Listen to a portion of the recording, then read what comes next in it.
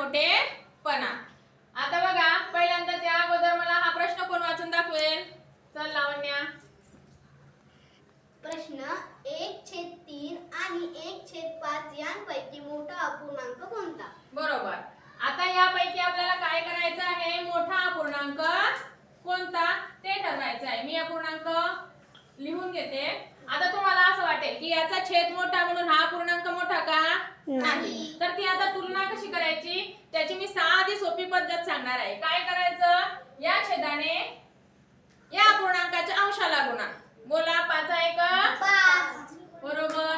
ते या अपूर्णांकाच्या खाली लिहायचे आणि या छेदाने या अंशाला गुणा। 3 बरोबर। आता बघा मोठी संख्या कोणत्या अपूर्णांकाच्या खाली आहे?